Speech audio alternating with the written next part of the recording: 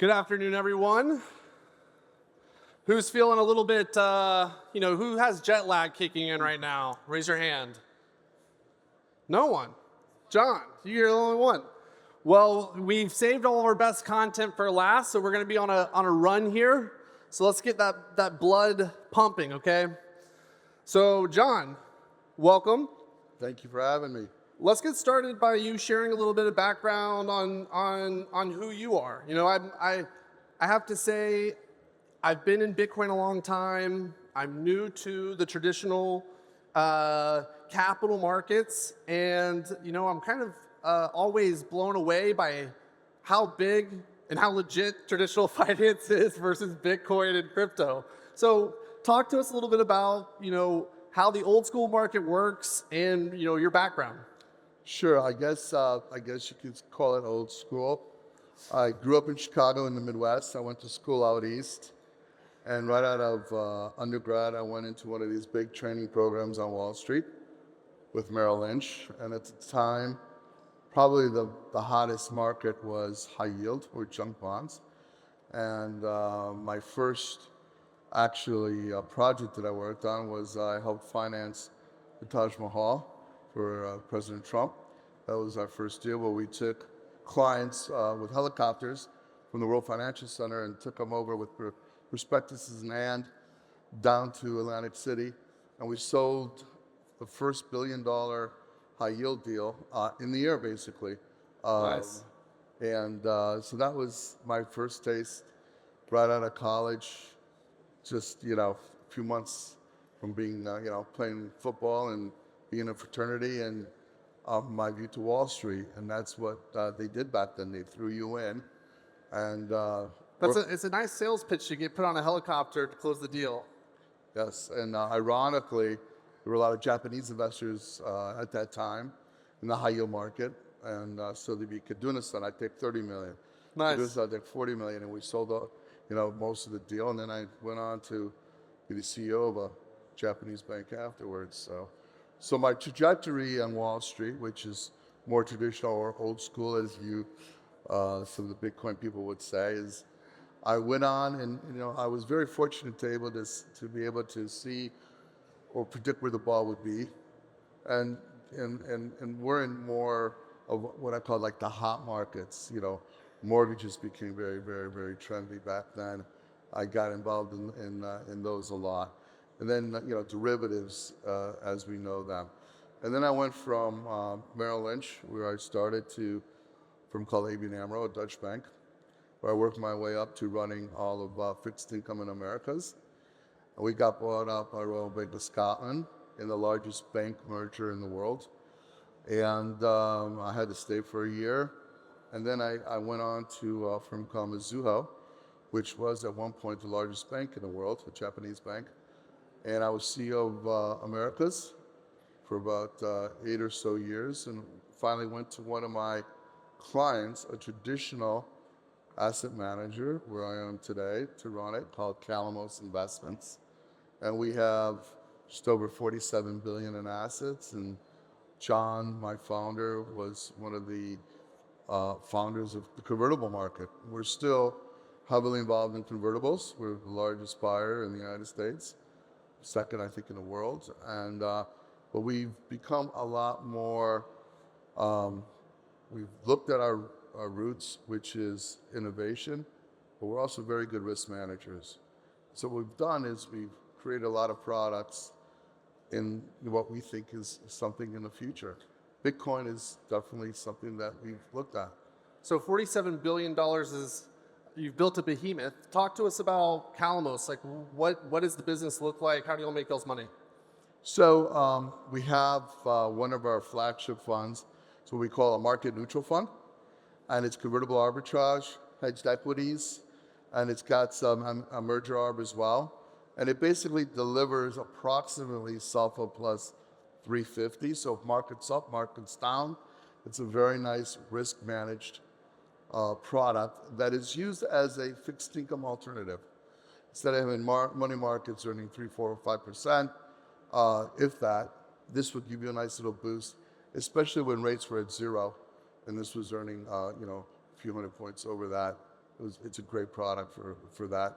And it's a 35-year-old fund. I think 1 year out of the 35 was down like 1% or 2%. It's phenomenal rock. And that's Wow. one of the things, a lot of convertible. We have emerging market funds. We have an ESG fund. We have a small cap fund. So long, short, we just started a partnership with a firm called Axia, which is a consultant. So now we're in the private credit world using interval fund wrapper. So we did a private credit, private equity, and a hedge fund that we launched all in the last, call it 16, 18 months. Wow. So we're continuing. I know I don't want to, say the word that everybody says, democratize product, because with our private equity, you invest the minute you put your money in. You don't have to wait 2-3 years for drawdowns. There's no K1s, and there's quarterly liquidity of 5%, up to 5% for the entire fund. So mom and pop, for as little as $2,500, can invest side by side with the likes of Carlyle and BlackRock and Blackstone and Apollo and all the funds that we draw upon and co-invest with. So it's truly revolutionary that we're actually bringing this type of stuff to the product. And then there's Bitcoin. Yeah, so give us a little bit of the background on how you got into Bitcoin. I mean, I feel like the story you just shared, the career trajectory you've been on, the business you've built, you kind of touched all the different parts of TradFi that are out there. How'd you get into Bitcoin? It was always interesting, and we always looked at it, and I had a group that was following it. I got to tell you, for a long time. But June 28th, 2015, I was with my family in Greece, and it was during the time of the crisis. And the Greek government put capital controls in place. So this is not a third world country. This is an advanced country in the Western world where at the time, no matter how much money you had in the banks, you could only take a maximum of 60 euros out a day. Well, You could have millions of dollars. And that's when it triggered. I said, this is terrible. Luckily, I didn't have a lot of money invested in Greece, even though I'm of Greek heritage.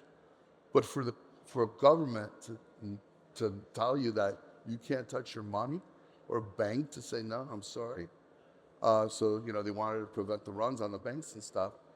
And then I realized as Bitcoin came out and the use of Bitcoin and the fact that it's really the true capitalistic product where you have complete control of your money. And I thought that was right then and then, that's fantastic. People don't think it could happen till it happens. That was just 10 years ago, right? It lasted to 2019. So, I mean, it was wild. Now, it got less and less, and then they were able to take more, but full controls were not off till 2019. So that really opened up my eyes and said, okay, we have to look at Bitcoin. Now, you look at Bitcoin, the last 12 years, everybody here knows, best performing asset, annualized, 109% or something like that, right? Last 12 years. But the volatility is crazy. Yep. And especially for the market that we're in, which most of our products is for the advisory market, for retailers, as we call it, right? So we wholesale our products, and they're out on Morgan Stanley, Goldman Sachs, JP Morgan's platforms, Merrill Lynch's, we sell to RIAs as well, the LPLs of the world, and they sell our funds. And recently, the 20-odd ETFs that we've launched in the last 18 months. So that's kind of, how we started Bitcoin. doing this. Yeah. And how did you start making money on Bitcoin? What was the first deal that you all did? Or so we looked at the opportunity and we said, there's got to be a better way using our management and the way we have got great options traders because of our risk management and our convertible DNA. It wasn't until January of this year that when the current administration in the United States won the elections, that the SEC started loosening up. So there was finally a Bitcoin index that we helped create with Chicago Board of Options Exchange. And then, the market, we were able to actually launch in January the first 100% protected Bitcoin ETF. And how that works is that the day of launch, we buy treasury discounts out for a year. We buy options on that day on the Bitcoin index. And then we sell out on money calls as well in order to do that. And it protects you with a particular cap rate. So you don't get all the upside. On 100%, you get, at the time we launched the first time, it was 11.85% of the upside. But if it falls, like it's done many times before, you don't lose any money if you keep it for a year. Yep. And then we launched a 90%, which protected, so you can lose up to 10%. Of course, the upside, the cap rate was higher. And then 80%, which went up to 50% in terms of your return for sure. And you're primarily selling these products through advisors. Correct. And they're ETFs, they're liquid, and they trade. And there's a lot of times, and it's proven, if you look at them, they trade so much better than the actual Bitcoin. And you can get in and out of these anytime you want as well. You don't have to keep them for a year. Even when Bitcoin was really, really far down, 20, 30%, some of our products were down only 7%. Well, we're fixing the mic real quick. 1 second. Okay. Sorry. Can you hear me now? Yeah, great. Okay. Cool. Thank you. So, as long as I've been in Bitcoin, every year, we've always liked to say the institutions are coming, the institutions are coming. It does feel like the past 2 years, 3 years, the institutions have started to show up. What do you think has taken so long for this to happen? What do you think are the biggest hurdles that are still facing bringing in more institutional capital? Well, this is why I think we're in the infancy of Bitcoin. Because although I'm not a huge component of regulations, you do need some regulations in order for people to feel comfortable about it. And I think the current administration in the United States is doing that. And the more they do, the more people will get comfortable. And you see the big wealth funds where we're here today and whatnot. It's not a matter if they're going to invest in Bitcoin. It's now become how much are you allocating. And what's interesting is the institutions are going to come in. And our product is actually starting to have interest with institutions because if you look at the volatility and if you look at our products, the 0%, you can look at it as a money market alternative or cash, but the returns have been much, much better than 10, 11% that you're probably going to get with our product. The 80%, the volatility is more equal to, the 90%, the volatility is more equal to gold, but the upside is much, much, much better than gold or some of the commodities. And the 80% is very, very similar to the volatility of equities. And, getting 45% to 50% of the upside of the annualized return of Bitcoin versus the S&P that averages close to 10% on average, is a lot more returns, a lot less volatility, and now the institutions are looking to increase their allocations because of that. Because now you could add more than maybe 1 or 2% of your portfolio to maybe 5 or even as high as 10%, because you can replace it with traditional equities or commodities or just cash, because you don't have to worry about the volatility that going long just straight Bitcoin does. Where do you think we are in terms of institutions coming in? Like if you put a percentage on, how much penetration we have into the institutional capital market, what would you place it at? Let's just start for the whole world. I think the numbers are 4% of the population in the world has exposure to Bitcoin. My market the majority of what we do institutional too, but in terms of the advisor market, is a $93 trillion market, right? So if you look at the, what's the cap rate of Bitcoin? 1.8? Yep. Somewhere around there, right? So if we could increase just by 2%, Wow. just in our market, given the products that we have, then now people are more interested in buying, and it dips their toes into Bitcoin. It'll double the market cap of Bitcoin as it is. And then we're not even talking about institutions yet. So the institution, I don't know the exact numbers of how much they have, but it's minimal. And they will start coming. They are coming. We're having those conversations, just like the conversations I've had at the beginning of the year with every major Wall Street bank, putting it on their platform, because that's what we do. And at first they're like, nah, it's got the word Bitcoin on it. I said, but we don't even own Bitcoin, just options and index, and it's traded. You know, it points to Bitcoin, but it's not. No.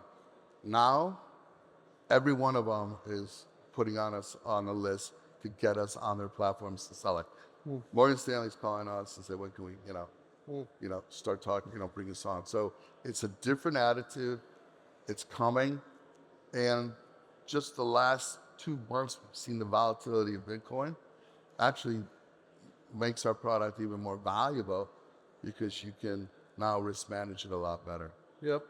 So educate me a little bit on the advisor distribution model. Like, if you look across like the advisors that are out there, what percentage of advisors are selling Bitcoin products? Like, are there certain places that still won't touch it at all? And how do you overcome those barriers? Like, how do you get greater distribution? Look, I mean, they all have to, it goes all the way to the board level of the banks. I'm talking to CEOs of some of the biggest banks in the world. And like I said, they're just starting to come around. I mean, everybody's heard, Jamie Dimon, what he said about Bitcoin a year ago versus what he's saying about Bitcoin today. And it's taking time, but it's happening for sure. The announcements, Citibank, everybody going to custody it, but you can start to like margin against it, which is going to be huge. Because all these people that have these big positions in Bitcoin, and they can't use it for anything, no one wants to sell it. So to the extent that the big banks around the world will let you custody it and then margin against it, it's going to be a huge thing for everybody, for retail and for institutions. Now, the retail world, how that works is we have wholesalers that go out and pitch the product to, let's call it the Morgan Stanleys of the world. And the ultimate thing is to get it on their platform. Then the next step is to get an analyst to cover your particular fund or ETF. And then, the grand slam is, can you get it in one of their models? So if somebody has a particular model and there's like a 2% allocation, and that we do have some of our funds, like our market neutral, in these models, and quite frankly, they sell themselves because people put money in blind and they model it up, and so that's what really makes It's like passive flows. exactly. So now you just leverage. You have thousands of people selling your products, not just your internal, call it 60 to 100 sales force. Wow. So what are the products that you're seeing people sell? Like, where's the money flowing in, and where do you see where's the hot money in the market? Well, look, there's a lot of people that are looking for income, and we're providing certain ETFs that give you income. But there's a lot of people that are looking at what is this, Bitcoin that people are talking about. What are these stable coins? And we're seeing a ton of money flow into that. And it's, even though they take a drop and stuff, it's been great buying opportunities for that. So I think there's going to be a time where a lot of the big guys that have have big positions want to, take some money off the table. And that's what we're seeing right now. But there's, the fact that it's the new digital gold and the scarcity of it, that there is a finite number. There's just too much of it out there. As I've said before, the bus has left the terminal. It's not coming back. It's here. Look at your conferences here, Vegas. People are very interested. It's going to take a little time to really play out, but when it does, it's going to be huge.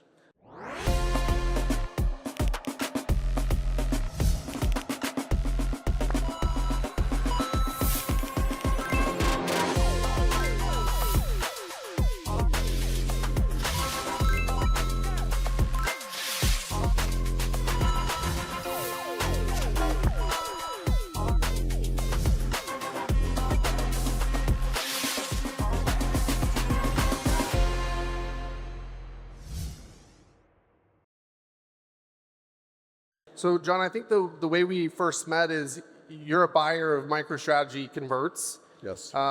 Made some good money on MicroStrategy converts.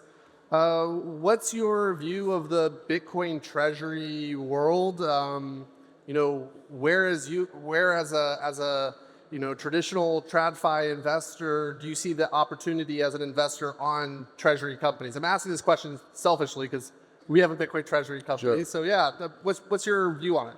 Well, look, I think that there's going to, like everything else, there's going to be winners and losers in those companies.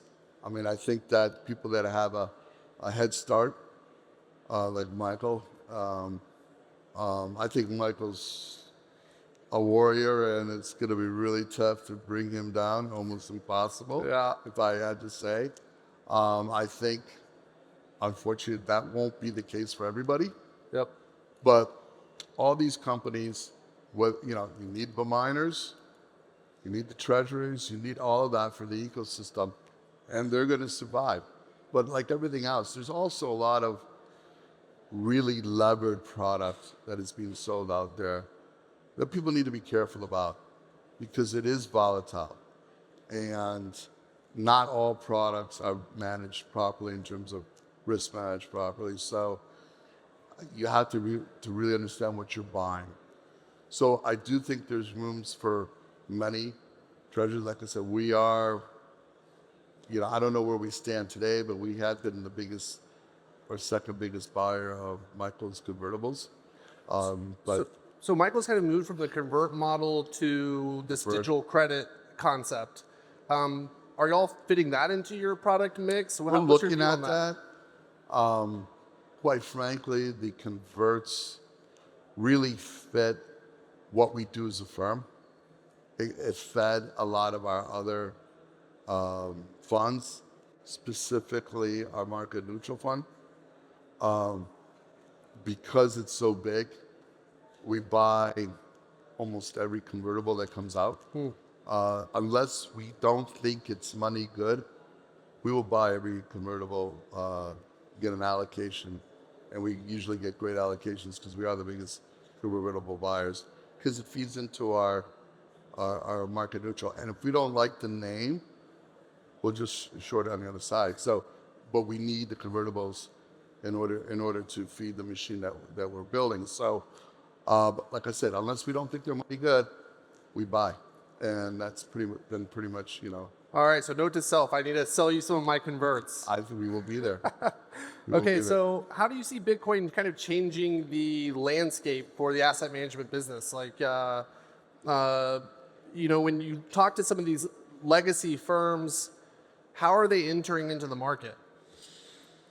Look, I think that we're ahead of the curve for some of the traditional money managers. We've been around almost 50 years. Longer than BlackRock, Blackstone, and all those. But so we're a lot more traditional, long-only growth type investors. How it's going to change? Everybody will eventually participate in it, just like every portfolio around the world is going to have an allocation of Bitcoin in the future, or they will be left out. And it's funny because we're bopping back and forth from the other conference today, and some of the biggest titans of the industry, old school, said the same thing this morning. They finally realized that they have to be part of the allocation, needs to be in Bitcoin. So, I think this might be my last question for you, but, when Bitcoin got started, Chancellor on the brink of second bailout, Bitcoin has this cypherpunk, free market, permissionless ethos and a challenge to Wall Street. And, I feel like there's a lot of Bitcoiners that get uncomfortable when we start talking about Wall Street adopting Bitcoin. But I've been a longtime believer that Wall Street loves free markets. They love making money. And once they get a taste of the money to be made in Bitcoin, it's hard to not want to come back to the Bitcoin trough. Do you see Bitcoin infecting money managers on Wall Street? Do you see investors that start investing capital here grow their positions and grow their conviction? Do not underestimate Wall Street. And Wall Street's been a power since the beginning. And it does still have a lot of the great minds in finance, even though the young entrepreneurs in Bitcoin are amazing. But look at where the market is. 4% of the world. Yep. When Wall Street jumps in, institutionalizes it, you're going to see it take off even bigger. So Wall Street will take it and run with it, and that's when you're going to see it really, really take off. And so we're just the beginning, the traditional Wall Street firms, how I grew up in the 80s, that have taken it under their wing. Everybody's going to start to do that. You're going to see this thing take off because Wall Street is very, very powerful. And I think that's going to be the way that will really help the product go to the next level. So I'm going to put you on the spot. The year is 2030. What's the price of one Bitcoin? 2030, I can see it $1 million a coin. $1 million of Bitcoin, people. There you have it, on the record. All right, John, thank you very much. Thank you.